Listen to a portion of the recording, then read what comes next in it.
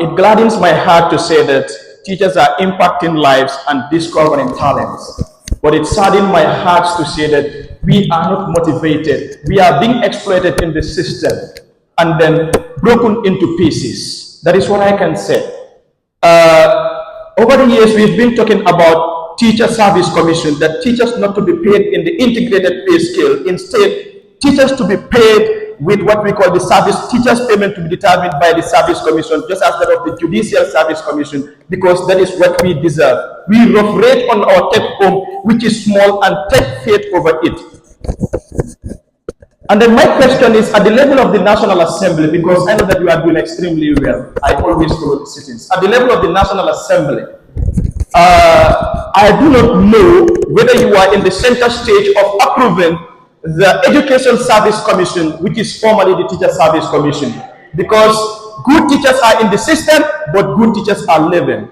And then count myself in, that even upon completion of my bachelor's degree program, I may leave the teaching field because there's no motivation. Thank you. Thank you, the best teacher. Thank you for that wonderful question. The question is straightforward and very, very simple. The Teacher Service Commission, like the nation, functions in a way which is very, very funny. You have a ministry, that is the Ministry of Basic and Secondary Education. Most of the people don't understand that. At times, National Assembly, in fact, National Assembly, in most cases, we don't draft the bills. We don't come up with bills. Now, you have a ministry, and that ministry, their primary responsibility is to actually fight for your right, to defend you, to stand for you, to know what you want, what you should have, what you should not have, how to improve your life. And I can remember telling this to the former minister, Colonial, that as a ministry, you have to come up with bills that will improve the living standard of teachers. To mention was the clothing allowance. I justified it, and everybody understood at the time. Then, right now, we are talking about Teachers Commission. But as National Assembly, we cannot come up, and it cannot come under private member bill. It's out of question. Why? Because if it have financial attachment in it, then automatically it cannot come as a private member bill. Because one, I cannot have that money to pay. Now it can only come through a ministry, through negotiation with the cabinet and the Ministry of Finance to ascertain whether they will be able to actually finance it or not.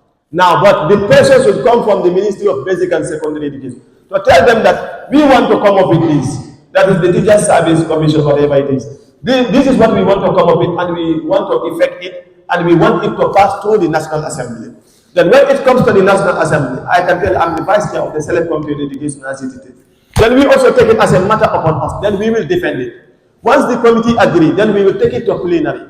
And then we will try to convince the plenary. Immediately plenary accept, then it comes a law. But we cannot never do it if it does not come from the Ministry of Basic and Secondary Education. We can only serve as an advice to them that bring this, but we can't force them to do it. And it's definitely a needed thing. And I can tell you, time without numbers, I have been telling them, come up with something, come up with something. But to be very honest with you, since I entered into Parliament, the Ministry of Basic and Secondary Education have not come up with anything. Anything, nothing, absolutely. That I can tell you for free. But the Ministry of Higher Education came up with so many things, which is actually improving with the passage of time. Even said it is less, but it is moving gradually, because a nation, it has to go through a process before we finish building a nation. Thank you. These questions are directed to Dr. Sarr. Being 25 years of existence, we have valedictorian, the best graduating students in the School of Education. I want to know, what are you doing in your capacity as an active dean to celebrate for the MCLA and also to motivate the continuing student to work hard to get more of this in near future? Thank you. But before I answer your question, what am I doing personally? Oh, go ahead. What am I doing personally to celebrate this excellence for what FODE has done. I will not say only for the School of Education, but for the entire sector as a system. But let me start from the very beginning of what is going to happen about FODE. FODE will become a university employee. Let me tell you that.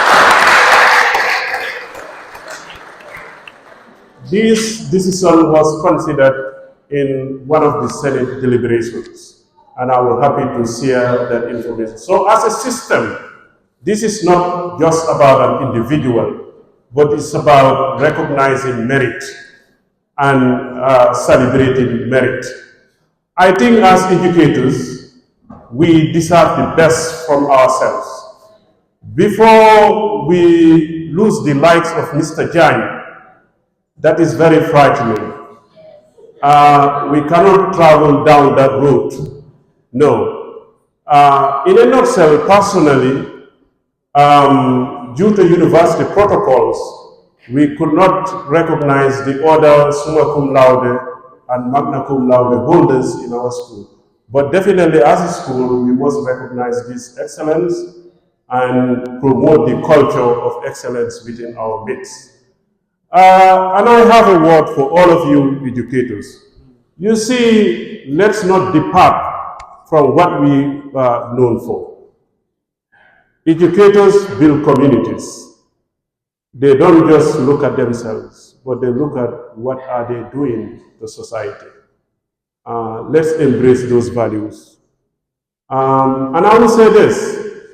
You see, sometimes we want to see success just happen immediately. But the question is, can we sustain that success? You see, aid comes with grace. My father used to tell me, I will pray for you to be fully who you are, maybe when you are 40 and above. That's when things will settle and stay with you. Just to share with you. So continue doing the good work. Your destiny will come. Your destiny will come. Thank you very much. Members of the High Table. I am Elizabeth Sajo, the Assistant Minister for Gender and Health. I have a question based on the teachers and the special needs students that are in the system. I want to know what is the government doing about those teachers and those special needs students that are in different schools having a special need challenge. What is the government doing to the teachers to help mentor these teachers for them to go out and take care of these kids that are mentally or physically challenged outside? Because I believe that they have privilege for them to be well educated and also to have impact in our society. So what is the government doing about it? Anyway, this question is very timely. Let's set the record straight. I am here in the capacity as the acting dean. I'm not speaking on behalf of the ministry, but being part of the system, I also participate in certain high-stake engagements as far as education is concerned. One case in particular is this: the transformation agenda of the Gambia College and the integration of the two schools of education of the Gambia College and UTG to become the new University of Education. And in this agenda, in this program, one of the things that we dealt with in the process is what is mentioned. In this new system, we will have programs designed for teacher training specifically for special needs teachers. We don't have tracks for them as degree programs in our system. This is a gap. With that information, I can safely say that there is a plan on the part of government to address this gap. So in the future, ultimately, educators interested in social justice and inclusivity will be provided with the technical knowledge and the competency to handle and assist our learners in this situation. Thank you very much. I am Abdullah Kiba, and greetings to the high table. And I can proudly say it, the Dean, we come from the same area, that is in Opanyori. I'm the icon of truth. Yes, my question is, or is going to the honorable member. Apart from salary increment and allowances, what are you guys advocating for to maintain the teacher retention, such as professional development, working conditions, and the respect for teachers in society? Thank you. This question was not directed to me. I would have definitely done it.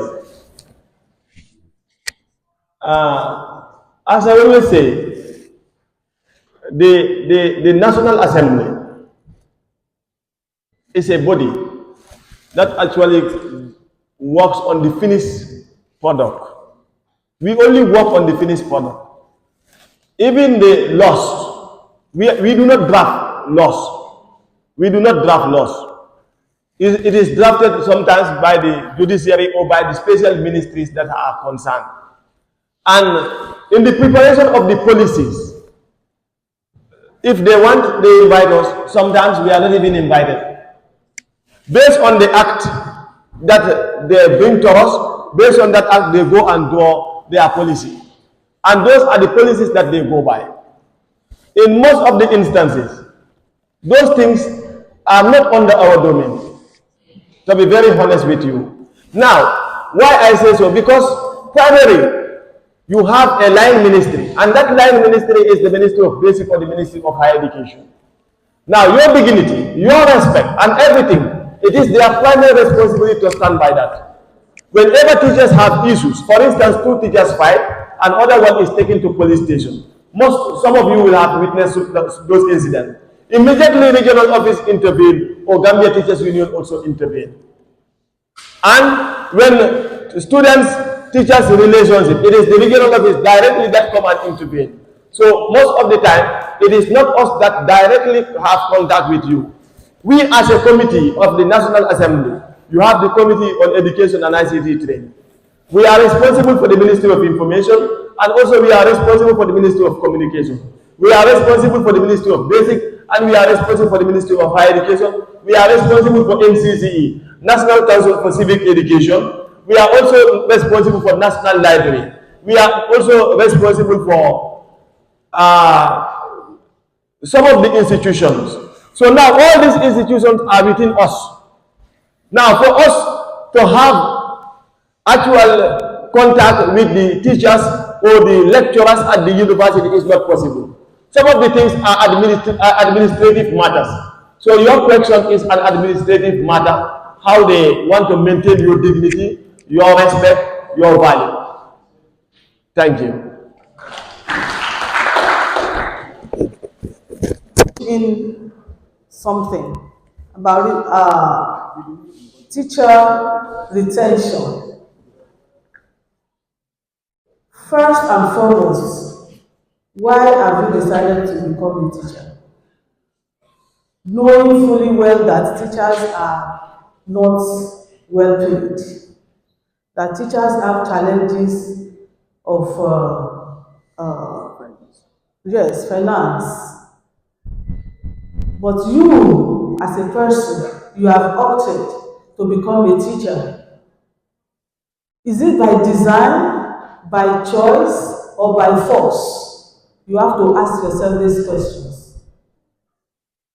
I, as a person, I am of the opinion, and I still stand by it today and tomorrow, forever, that teacher retention is a mindset.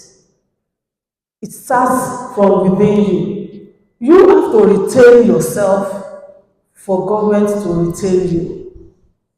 You have to love your career, and not because of the monetary value, because you saw all of this before you stepped into it. Somebody that decided to go to the Atlantic Ocean and swim already knows. He or she knows that He is into a very tedious task because it is a very deep ocean. And he or she has decided to swim for 1, 2, 3 kilometers inside this large expanse of water.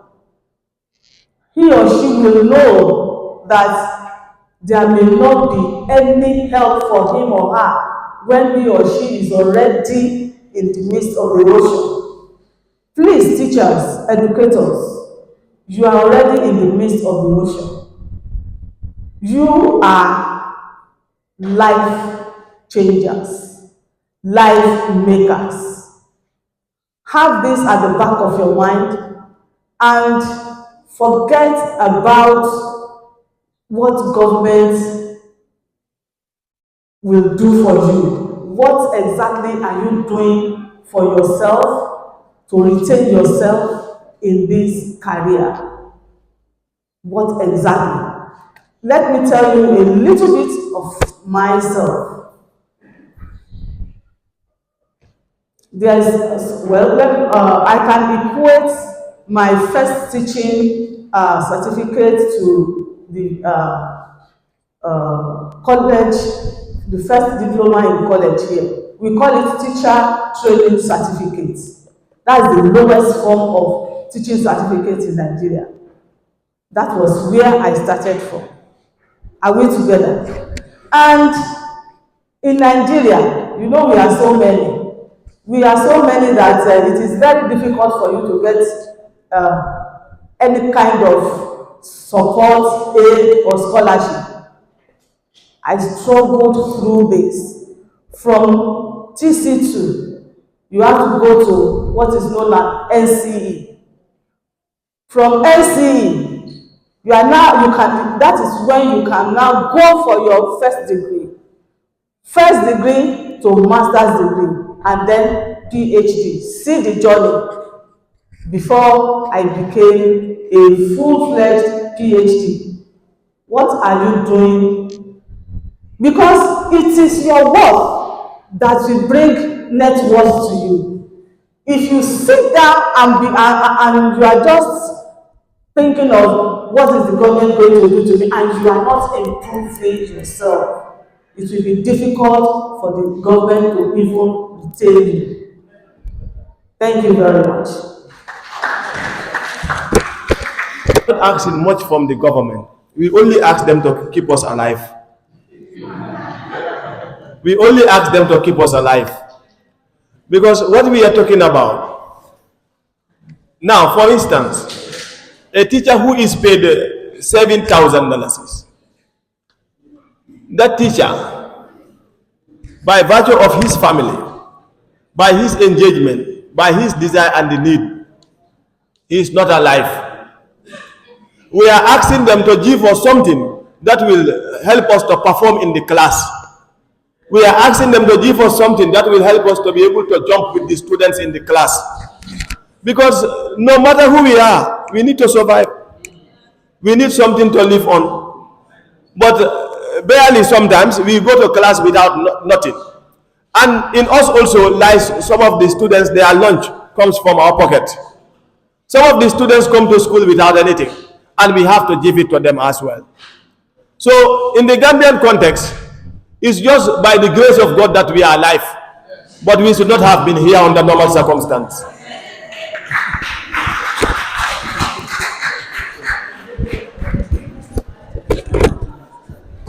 Thank you very much, Dr. Akambi. I want to ask this question. With regarding the theme of the Edusa Week, in between passion and the motivating factors that can actually retain a teacher, I want an analysis as which is the best factor to be able to retain a teacher. Thank you very much indeed, my colleague, Mr. Alassane Gideon Robul. I believe this is one of the questions I specialize in, one of the assignments.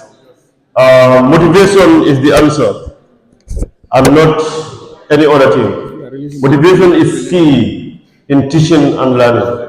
Motivation by the teacher to the student, and motivation from somewhere else, that is the management to the teacher, from the ministry or from the government to the teacher.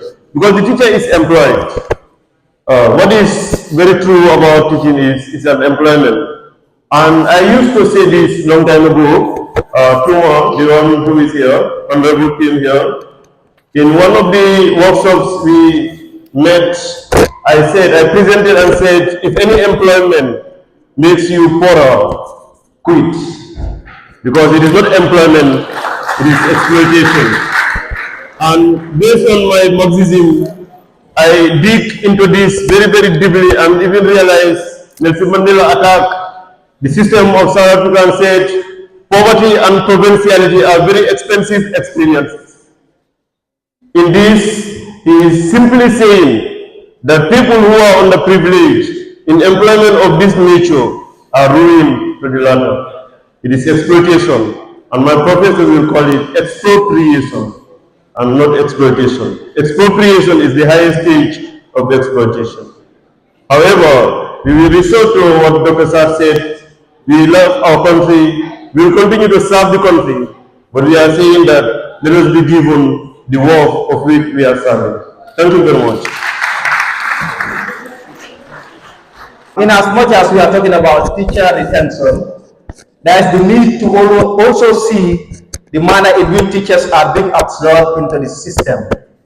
As a result, I want to take you back to the Gambia College where most of the things begin.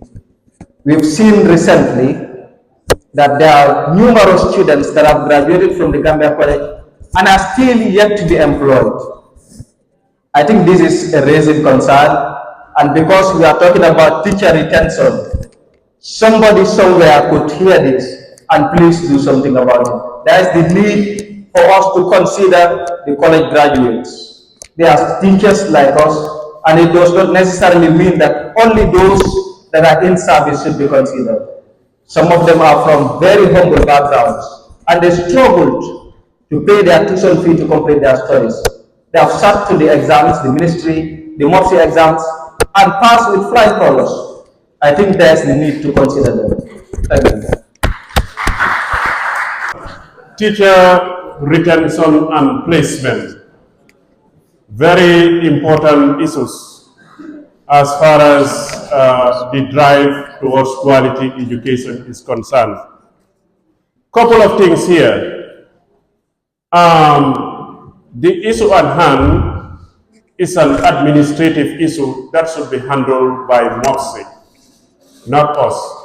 But nonetheless, I think we are also part of the conversation for the quest for quality of education in this country, in particular for training of teachers. And this is the good news. What the scholarship establishes is this: teacher qualification is positively correlated to student performance. Towards the end, how do we measure whether there is quality education? One, student performance, and the outcome. What can they do with the knowledge gained? From this angle, I think the sector, those responsible, will reflect and do whatever is necessary so that the gaps we have in our system are filled. Thank you very much. In the presence of the Dean, Dr. Sir, Honorable Mr. Bakari Mbaji, my humble friend, Dr. Akambi, as well as Honorable Uso. What I have is not literally a question, it is sort of a suggestion that I want to put to the table, and I would want somebody to push the agenda precisely. I am Mohamed Sidibe, a student from the School of Education. The issue is I want to see the School of Education have what I call notice board. We used to have that one when we were at the Gambia College. We used to have different columns, And I remember we used to have something like creative column, as well as for the vendors and the discourse. So the type of notice board that I want the School of Education to have here can have a column for the dean, we can have a column for the general students, and we can also have a column for the council. Some of your pressures can be shared through the notice board, because when you come to the university campus, you can just, when you enter, the first thing that you're going to do is to look at the notice board to see what is at stake here, the latest stuff. And I want this to be pushed, whether by the dean, I don't know whether it is under the dean or the council, but nonetheless, I'll be so happy for us to have a notice board. The first school at the university here to have notice board. In that notice board, you'll be able to express our creativity. Yeah, because some of us also, we are good at something, maybe in terms of writing, we can express ourselves in different ways. So if we have the notice board, at least in one way, it is going to enhance what I call creativity. So please, I want the School of Education to have the first notice board at this university. Thank you so much. Very good suggestion. Well noted. Thank you very much. My question is will be directed to the Dean of Education. That is concerning about the amalgamation of the University of the Gambia, that is University of Education. This is a question which I believe this is something which I believe is always like it's a tough thing which people find always very difficult to compare. That is how the people under the School of Education will be amalgamated to the University of Education. That is the one at the Gambia College. Most of the time, people do say like whether this is something which will affect the people who are currently at the University of the Gambia under the School of Education. Now, for instance, if this program starts probably next semester, it is something where the people under the School of Education currently at the University of the Gambia will be transferred to the Gambia College to continue their program there.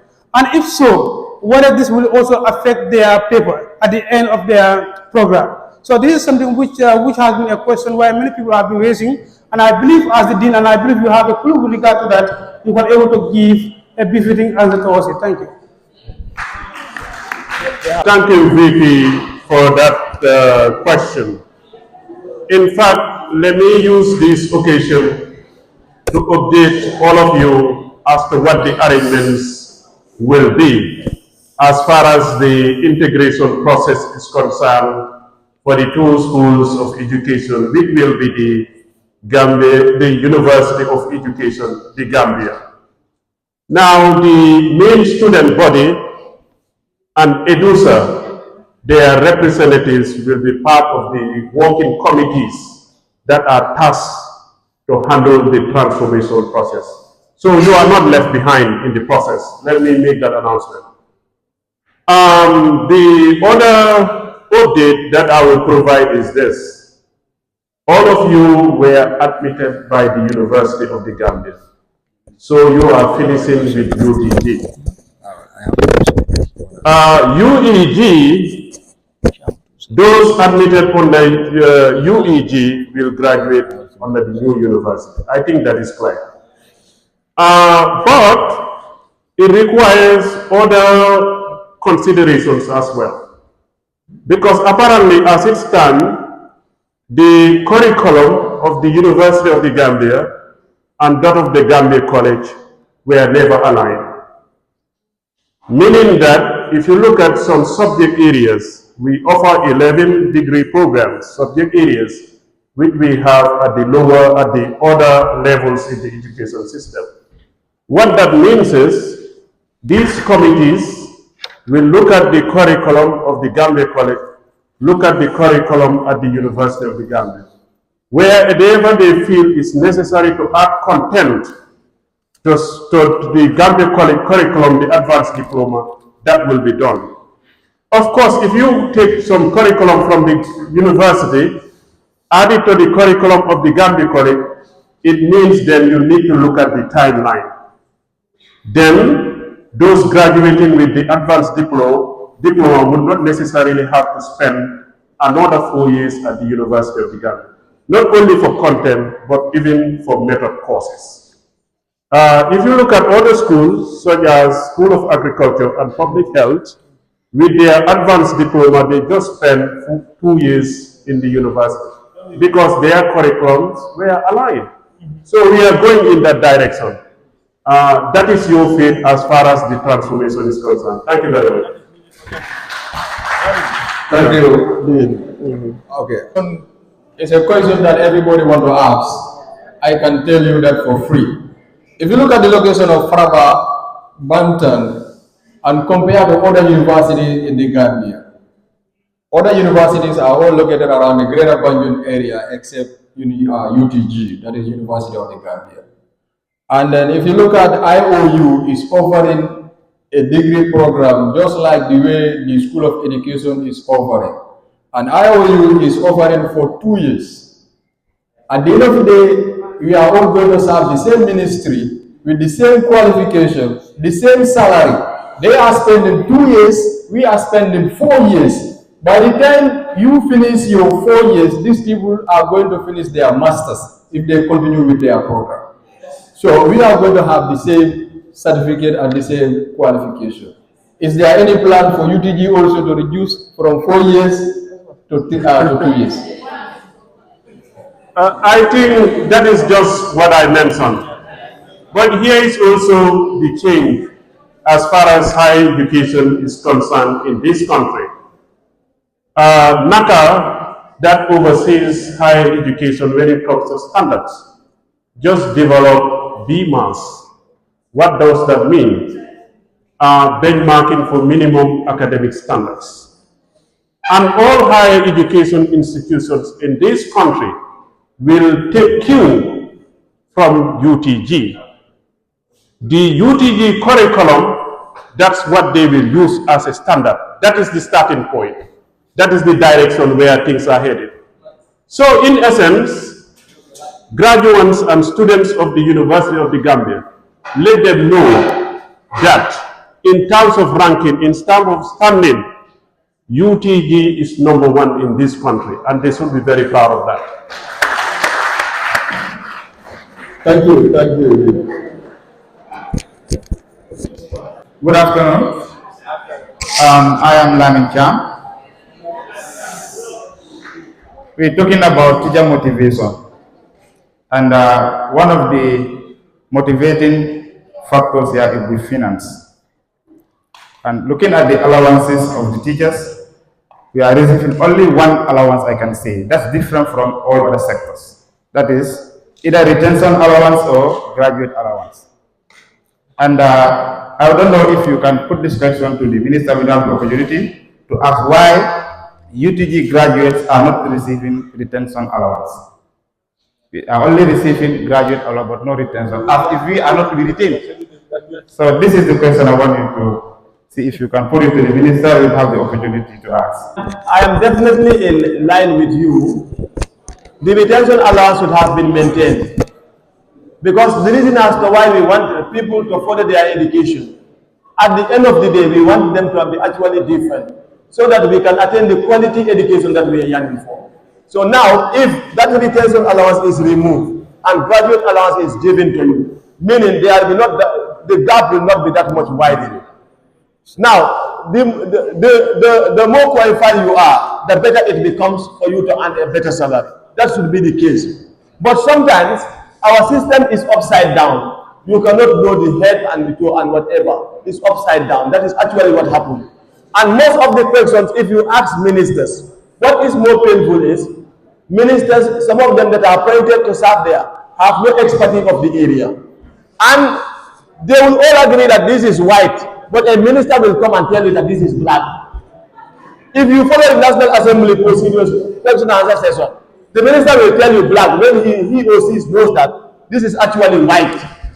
Now, in that kind of situation, someone with status, someone who is entrusted with position, if the individual comes out and says, this is black, and we all know it's white, so what are you going to say in such a situation? So that is where, and the parliament is challenging.